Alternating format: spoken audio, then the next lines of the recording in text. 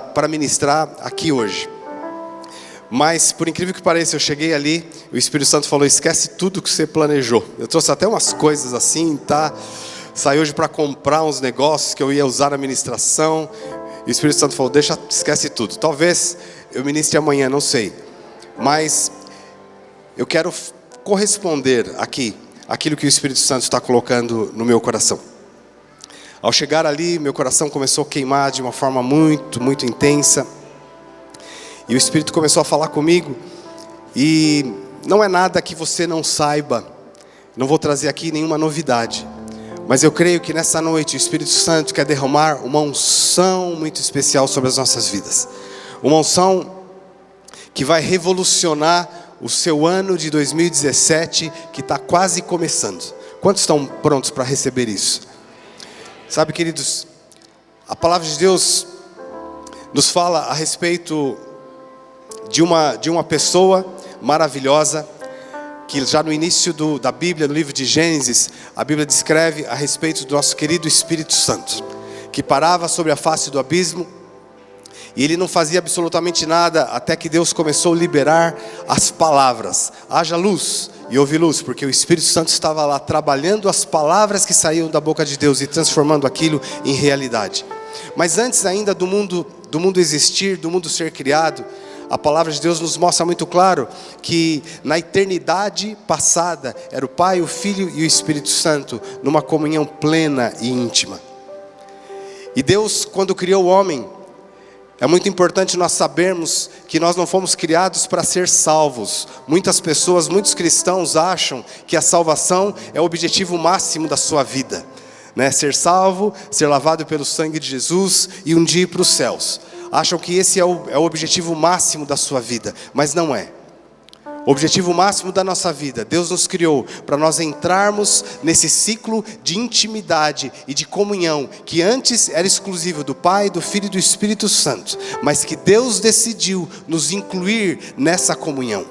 Mas a partir do pecado do homem, uma barreira nasceu entre o homem e Deus, e o homem não conseguiu mais acessar, ou não conseguiu penetrar nessa comunhão, nessa intimidade da comunhão da Trindade. E foi por isso que Jesus veio, foi por isso que Jesus morreu. Não só para nos salvar, mas para nos restaurar, para nos colocar nesse lugar original, no plano original de Deus, para que nós pudéssemos ter comunhão. Tanto que quando Jesus morreu, Ele ressuscitou, Ele já tinha ensinado tantos princípios para os discípulos, já tinha vivido uma vida intensa com eles, de ensino prático, não ensino teórico. Jesus andava com os discípulos para cima e para baixo, inserindo os princípios, o coração de Deus. A Bíblia nos conta que eles ficaram tão fascinados por conhecer a Deus, que um dia Filipe falou para Jesus, Jesus, mostra-nos o Pai, o que nos basta. E Jesus disse, Filipe, estou há tanto tempo convosco e vocês não me têm conhecido? Quem vê a mim, vê ao Pai. Jesus estava ali representando a Trindade e abrindo acesso para que o homem pudesse entrar nessa comunhão. Quando Jesus, por exemplo, ora a oração sacerdotal, lá em João capítulo 17, Jesus, logo no início do capítulo, Jesus ora por todos os cristãos ali, e Ele diz a respeito da vida eterna, Ele diz, Pai, e a vida eterna é esta, que te conheçam a Ti como único Deus verdadeiro, e a Jesus Cristo a quem enviastes. Então Jesus estava abrindo a porta da vida eterna, e a vida eterna não é um lugar específico, mas a vida eterna é um estado de comunhão e intimidade plena com Deus. Porém, quando Jesus ressuscitou, Ele deu uma ordem expressa para os discípulos. E a ordem de Jesus para os discípulos foi a seguinte: não façam absolutamente nada, porque ainda a obra não está completa. E Jesus subiu aos céus e os discípulos se reuniram, porque Jesus deu essa orientação para eles: esperem em Jerusalém, até que do alto sejais revestidos de poder. Eu fico imaginando a reunião de oração daqueles discípulos após a ressurreição de Jesus, após Jesus ter subido aos céus, mas antes deles terem sido cheios do Espírito Santo. Foi uma vigília, uma reunião de oração que durou 40 dias. E eu particularmente imagino que tenha sido um negócio bem enfadonho. Chegou uma altura do campeonato que Pedro se cansou lá e falou: vamos fazer o seguinte, vamos fazer alguma coisa para agitar essa reunião aqui. Vamos escolher alguém para colocar no lugar de Judas, que morreu. E eles foram lá tirar a sorte para escolher o substituto de Judas. Mas a ordem de Jesus para eles: esperem e não façam absolutamente nada, até que do alto sejais revestidos de poder. Então, eu queria falar para vocês de duas dimensões diferentes daquele dia, que está escrito lá em Atos 2. A dimensão dos discípulos esperando 1 dia, 2 dias, 3 dias. Eu imagino que eles oraram tudo o que eles podiam orar e um pouco mais, e não tinha mais assunto, e começaram a repetir. Naquela época eles ainda não oravam em línguas. Então eles estavam lá, orando, esperaram 1 dia, 2 dias, 3 dias, 20 dias, 30 dias, 40 dias. Até que a Bíblia fala, todos conhecem muito bem esse texto: ouviu-se o barulho de um vento veemente, impetuoso, que encheu toda a casa, e o Espírito Santo veio. Agora eu queria te falar um pouco sobre a ótica do Espírito Santo. Esse dia foi um dia muito especial para o Espírito Santo, porque o Espírito Santo estava lá na criação, na comunhão do Pai, do Filho e do Espírito Santo, antes da criação. Na criação ele interagiu para que tudo viesse a existir.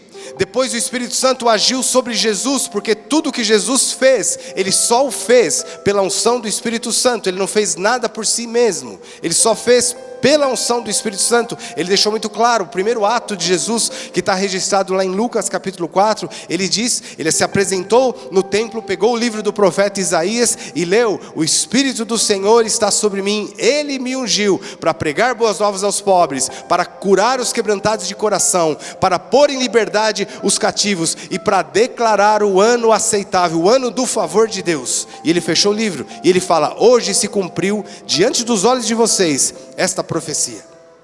Porque Jesus estava cheio do Espírito, Ele abriu a porta para que os céus pudessem se manifestar na terra. Agora, esse Espírito Santo subiu aos céus com Jesus, porque Jesus foi entronizado, e o Espírito Santo estava presente quando Jesus foi entronizado. Mas chegou o momento onde o Espírito Santo agora, sem limitação, ia poder estar na terra, através dos homens que Jesus lavou com o seu sangue. A princípio eram 120, porque o Espírito Santo em Jesus, ele tinha uma limitação de espaço, porque o Espírito Santo agia através de Jesus. Onde Jesus estava a unção, porque o Espírito Santo estava presente. Mas agora chegou o momento onde o Espírito Santo, com aquela expectativa tremenda, podia interagir através de 120. E ele podia espalhar o mover de Deus. Mas não só espalhar o mover de Deus sobre a terra. Muito antes disso, ele poderia interagir com o homem e levar o homem para o centro do propósito de Deus, que é a comunhão com a Trindade. Assim nasceu a igreja. A igreja nasceu com o encher do Espírito Santo. E a igreja prosseguiu buscando esse encher do Espírito Santo. E eu queria destacar para você o início da igreja de Éfeso. Se você puder abrir, por favor, em Atos capítulo 19. Atos capítulo 19, a partir do versículo 1.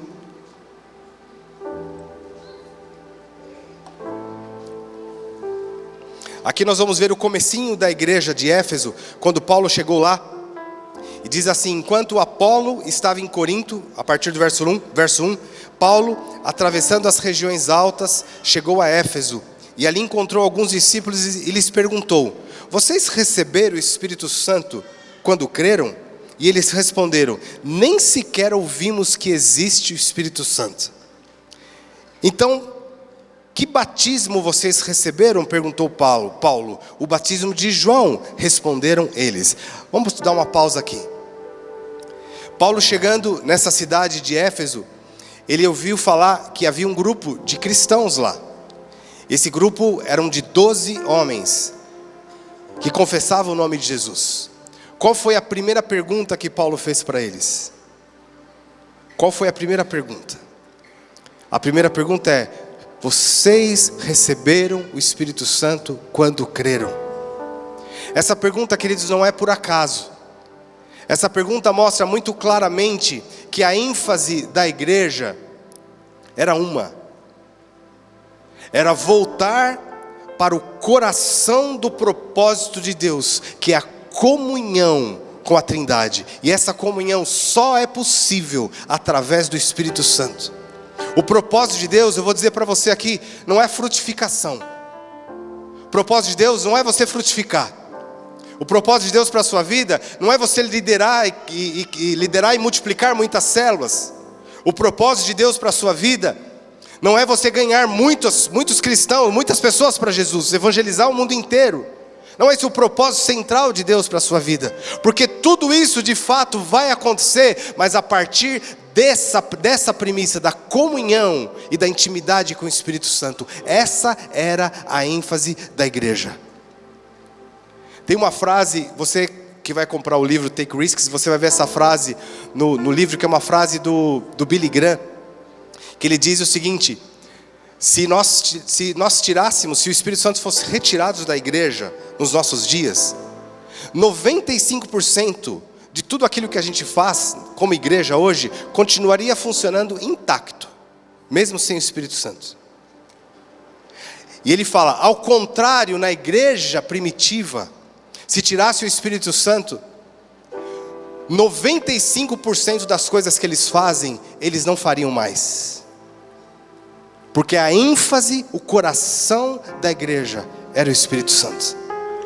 Por isso que Paulo, chegando aqui nessa cidade, na cidade de Éfeso, ele ia começar uma obra. E Éfeso era uma cidade muito proeminente na época, uma cidade de destaque, uma cidade próspera, uma cidade estratégica, mas também era uma cidade onde tinha o centro de adoração, o centro de idolatria, que influenciava toda a Ásia. E eu vou mais longe, influenciava todo o mundo. Era lá em Éfeso que tinha o templo da grande deusa Diana. E Paulo, iniciando esse trabalho, começando essa obra lá, Paulo buscou a ênfase número 1.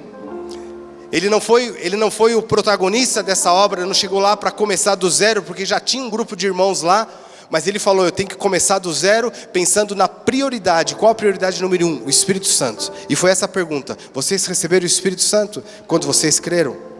E eles disseram, nós nem sabemos o que é o Espírito Santo, nós nem sabemos se existe o Espírito Santo.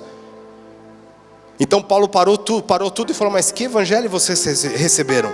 Que batismo vocês receberam? E eles falaram, o batismo de João. Aí Paulo continua aqui, no versículo 4, disse Paulo, o batismo de João foi um batismo de arrependimento.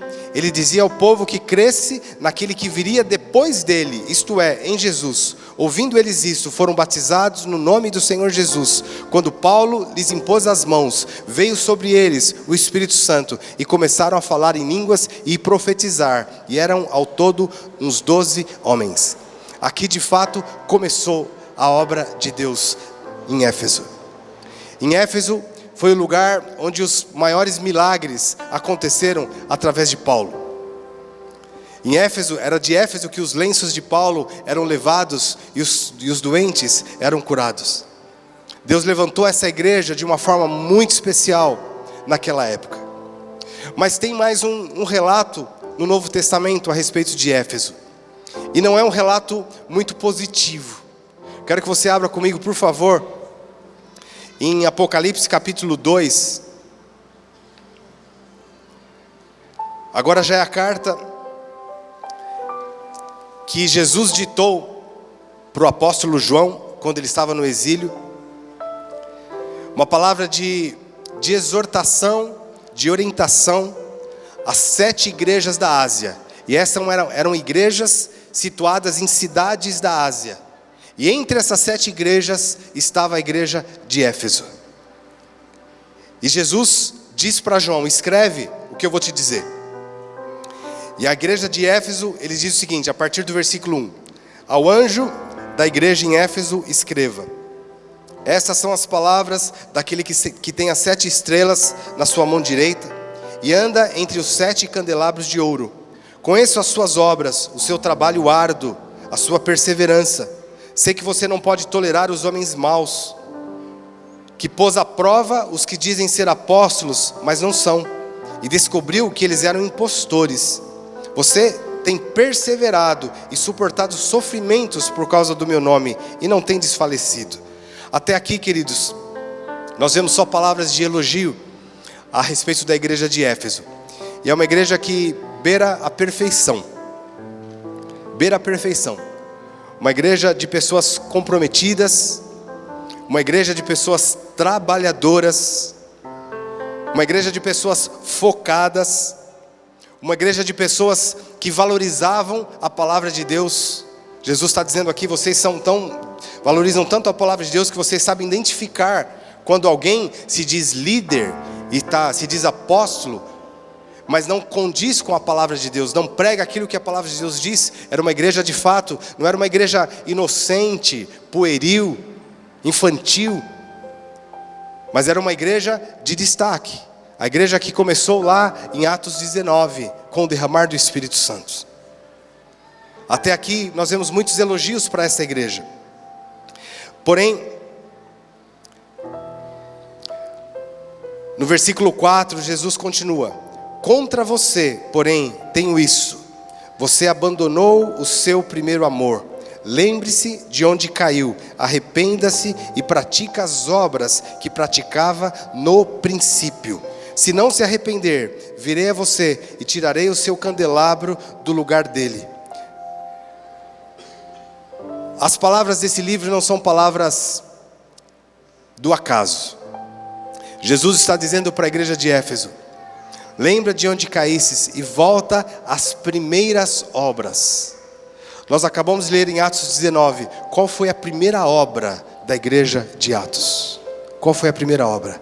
Valorizar a pessoa do Espírito Santo de Deus. Aqui está dizendo: volta ao seu primeiro amor. O amor, queridos, que João está falando, está se referindo aqui, que Jesus está se referindo pela boca de João, não é simplesmente um amor sentimento, não é um comprometimento, mas o que Jesus está clamando para a igreja de Éfeso: volta ao propósito central, a comunhão, a interação, volta a se apaixonar pelo Espírito Santo de Deus. Em Romanos 5, Paulo fala que o amor de Deus é derramado nos nossos corações pelo Espírito Santo que nos foi dado. Por isso há uma conexão muito estreita entre a presença do Espírito Santo e o primeiro amor. O amor de primeira, as obras do início. Eu, quando cheguei no Japão, há quase 2 anos atrás, eu me deparei com um país assim, muito, muito evoluído. O Japão é um país muito próspero, em todos os sentidos, exceto no principal. As pessoas são muito educadas, tudo funciona, você não tem lixo na rua, o senso de honestidade é incrível. Você poder botar uma banca de frutas na calçada e deixar uma caixinha para as pessoas comprarem e colocarem o dinheiro ali. Essa semana, esse mês passado agora, pra você ter uma ideia do nível de respeito que eles têm uns com os outros, a campanha de casa tocou e o Mateus atendeu a campainha e ele entrou dentro de casa com um presente, assim, um presente. E a gente falou: mas de onde veio? Ele falou: é um cara que veio trazer aqui porque disse que ele está fazendo uma obra aí e está atrapalhando a gente, então ele veio trazer um presente para se desculpar. Eu falei: mas que obra é essa? Não sei, não tem nada me atrapalhando. Aí chegou na semana passada e eu descobri que obra era essa. Próximo da nossa casa, uma pessoa comprou, o vizinho saiu, foi embora e vendeu a casa para um novo morador. Esse novo morador, antes de entrar na casa, ele fez uma reforma na casa, mas é algo muito simples. E eu descobri que aí ele veio, quando ele terminou a reforma, ele tocou de novo a campainha e falou: ó, eu sou daquela casa aqui, desculpa pelo barulho que nós fizemos. Eu falei: mas não fez barulho nenhum. Ele veio com mais um presente, falou: agora nós estamos nos mudando, eu estou me introduzindo na sociedade agora aqui, né, dentro do contexto social aqui da vizinhança, e faz parte da cultura do Japão. Então a pessoa se apresenta, ela vem e traz um presente para todos os vizinhos. Então um nível assim de respeito. E mais uma vez ele pediu perdão para mim, mim pelo incômodo de fazer uma obra na vizinhança e atrapalhar o meu conforto, mas não atrapalhou em nada. Aí me lembrei quando eu me mudei para lá, para esse lugar há 2 anos atrás. A gente teve um problema de vazamento na parede, e o proprietário da casa contratou uma empresa. Eles quase derrubaram a parede inteira lá para consertar, veio um monte de gente, tá? Aí chegou o dia que vieram, eles iam pintar a parede, que eles reformaram, resolveram o problema de vazamento, iam pintar a parede. O empreiteiro lá, a pessoa que estava fazendo isso, ele saiu vizinho por vizinho para avisar e já se desculpar e falar: olha, se você por acaso sentir um cheiro de tinta, você nos perdoe, é porque nós temos uma parede para pintar na outra casa ali, tá? E saiu vizinho por vizinho. Só que ele fechou com tapume, com plástico de todo lado para não atrapalhar nenhum vizinho, mas previamente ele foi lá. Eu fiquei impressionado com o respeito que eles têm uns pelos outros. Tudo funciona. Mas quando nós chegamos lá, queridos, e começamos a implantar, a trabalhar junto com os irmãos que já estavam lá, implantando o reino de Deus, nós sentimos uma barreira quase visível, quase palpável. A gente andava por aquelas ruas, e espiritualmente nós sentíamos uma guerra espiritual contra as nossas vidas, contra a nossa permanência naquele lugar. Parece que a Márcia falava isso, ela falou: eu entro nas ruas, parece que tem grandes cartazes escritos: vocês não são bem-vindos aqui, vão embora deste lugar. Eu sentia saudade do Brasil. No Brasil não tem um lugar, não tem uma esquina que você não passa, que não tem uma igrejinha aberta lá, seja pequenininha assim, e pessoas fiéis lá orando. Qualquer dia da semana você vai encontrar algum lugar onde as pessoas estão invocando o nome de Jesus. E às vezes a gente nem valoriza tanto isso. Falar: igrejinha pequenininha, para que tanto barulho, para que isso? Mas eles estão rompendo barreiras no campo espiritual, e muitas vezes nós começamos a colher frutos, e a gente acha que é por causa do nosso trabalho, mas eles estão fazendo um bom trabalho. Essas igrejas estão fazendo um bom trabalho. Eu só fui sentir isso quando eu cheguei no Japão. Em cada esquina tem um altar shintoísta, ou tem um templo budista, ou tem um ritual. Esses dias mesmo eu passando na rua, estão construindo um condomínio de casas perto da minha casa lá. E eu passei e vi uma reunião, só estava o terreno assim, estava começando. Eu vi uma reunião cheia de carro, e lá eu parei para olhar a tenda. O que era? Um sacerdote budista, que é contratado para consagrar aquele terreno lá e para fazer todos os rituais. Então em todos os lugares, todas as esquinas, todos os lugares cheios de altares de invocação, altares de pedra, invocação a deuses falsos. Que gera o que naquele país? Gera tristeza, depressão, alto nível de suicídio. Eu nunca vi na minha vida. Se você quiser ser profeta no Japão é fácil. E a gente tem aprendido, tem crescido nosso nível de palavra de conhecimento. Você encontra alguém na rua e você fala: eu sinto que você, assim, eu sinto uma palavra no meu coração para te dizer que você está passando por uma tristeza profunda, está passando por depressão. É batata. 99% das vezes você vai acertar. Porque é incrível a quantidade de pessoas deprimidas. Como fruto do quê? Da idolatria. A idolatria tem secado e fechado o coração daquelas pessoas. E nós chegamos lá para trabalhar. E aí eu fui me deparar como Paulo começou a obra na igreja de Éfeso. Irmãos, nós nos sentimos assim compelidos como nunca a amar, desejar, buscar o Espírito Santo. Eu nunca tive na minha vida tanto desespero pela presença do Espírito Santo como eu tenho tido agora. Porque eu percebi claramente que eu não posso fazer absolutamente nada se não for por Ele. Só que esse desespero, o Senhor tem colocado, quando eu cheguei aqui, Deus colocou muito forte no meu coração, que se nós não tivermos, aqui o Brasil é muito fácil nós nos acomodarmos, porque as coisas funcionam. Você pode fazer um culto aqui e falar sobre dízimos e ofertas e fazer apelo para a salvação, as pessoas vêm para entregar a vida para Jesus. Então parece que as coisas são muito fáceis, e é muito fácil nós entrarmos na mesma rotina da igreja de Éfeso, fazer tudo baseado naquilo que nós podemos fazer, baseado na ordem, na programação, e facilmente sairmos deste lugar de comunhão, de intimidade. Nós não podemos fazer nada sem o Espírito Santo de Deus. Eu senti no meu coração esse clamor genuíno e desesperador do Espírito Santo, clamando e gemendo dentro de mim, que nós não podemos, como igreja, chegar a lugar nenhum, se não for através do Espírito Santo, se não for a partir dessa comunhão com o Espírito Santo. Eu senti, claro, que o Espírito Santo quer gerar esse clamor nos nossos corações nessa noite, e nesse ano que está se iniciando. Sabe, queridos, nós estamos chegando perto do fim. Talvez você ouça isso aqui todo dia 31 de dezembro, porque é óbvio que no ano de 2007 nós vamos estar mais próximo do fim do que estávamos no ano de 2016. Isso significa que muitas coisas ruins vão acontecer. A Bíblia não esconde isso de nós. A Bíblia fala sobre os últimos dias, o amor de muitos esfriaria, fala de tantas coisas que aconteceria nos últimos dias.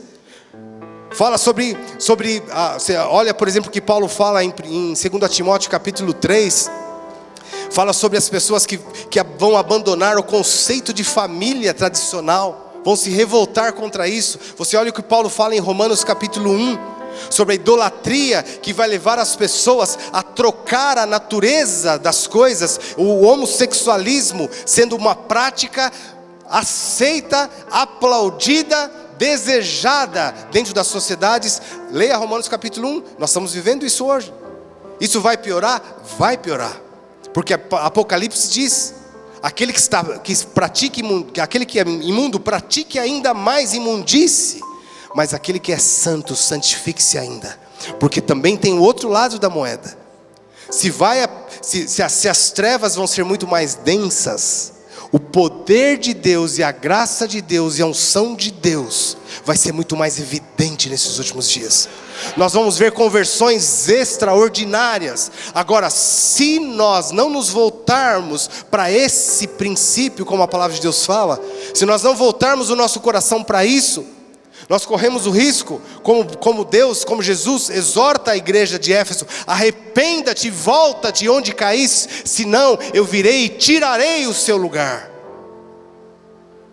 Porque não é possível nós sobrevivermos como igreja e prosperarmos nos últimos dias, se não for através dessa pessoa maravilhosa que é o Espírito Santo.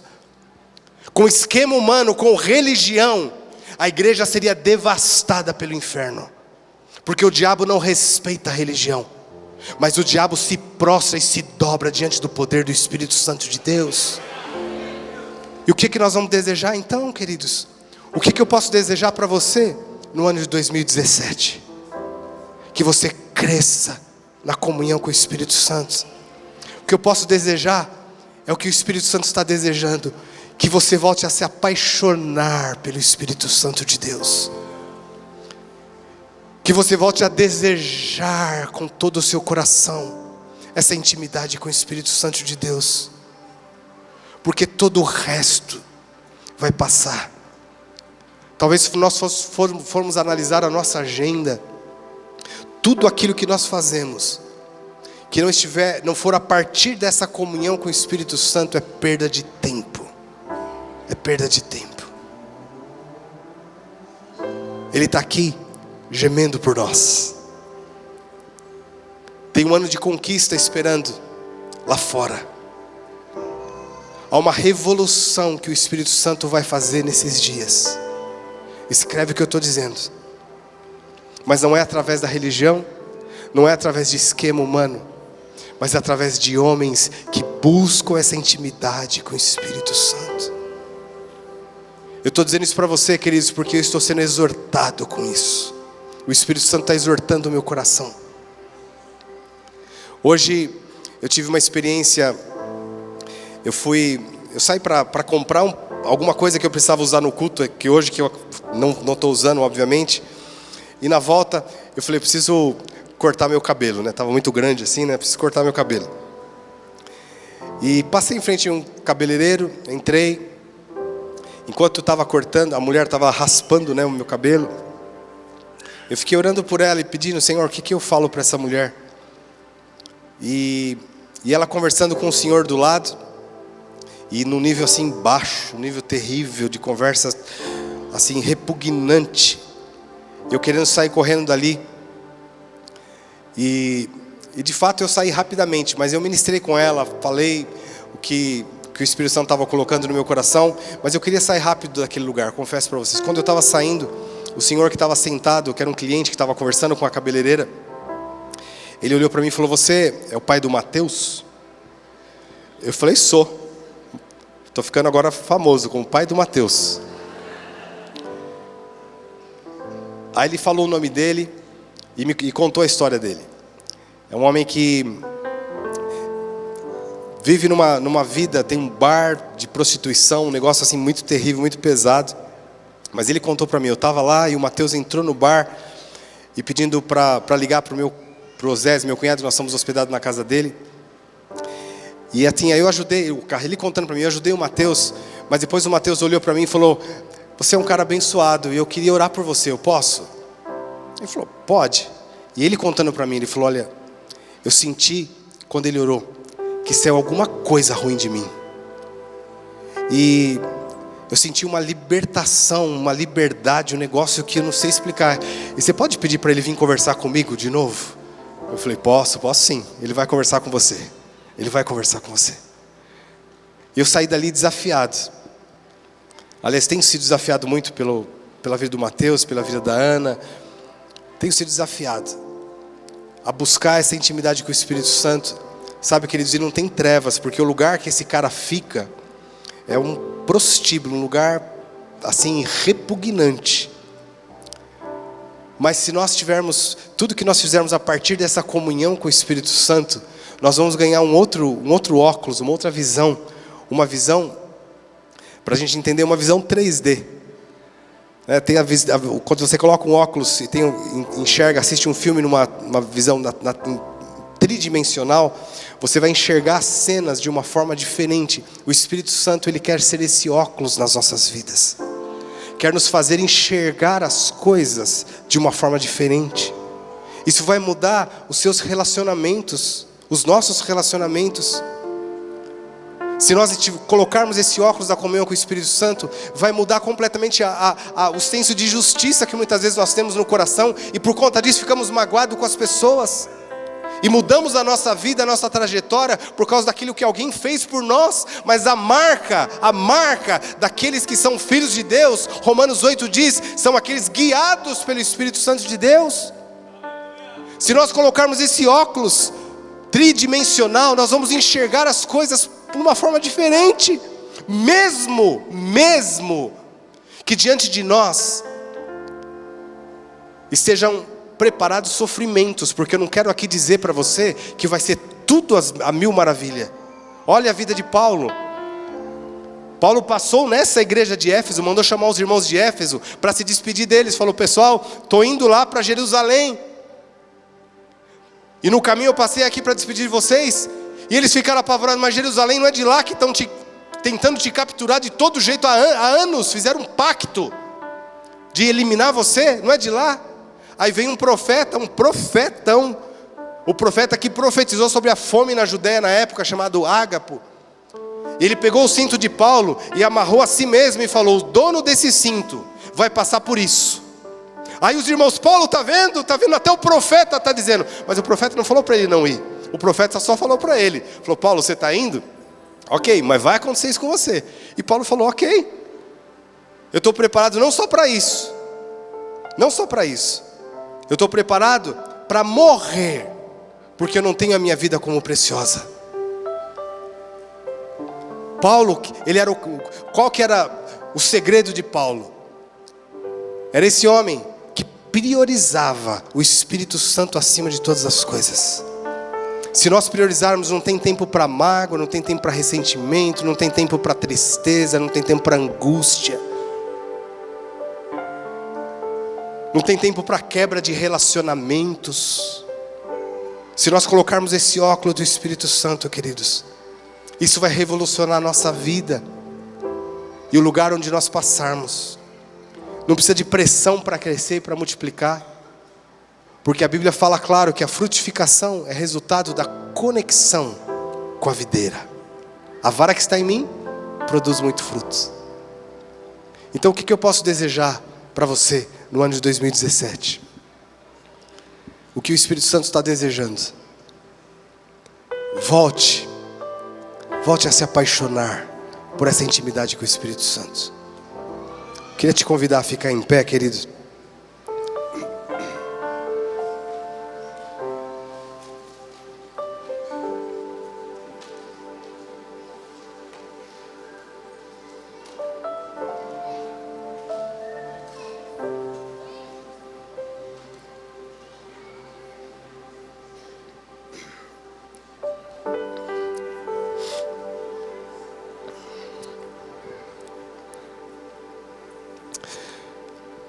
Aleluia. Queridos, já estourei meu tempo aqui, mas eu quero, em 3 minutos, encerrar esse período aqui, correspondendo àquilo que o Espírito Santo está falando e fazendo nesse momento. Eu queria te desafiar. A gente vai ter que ser muito rápido com tudo isso. Vai desafiar você que quer entrar nesse ano de 2017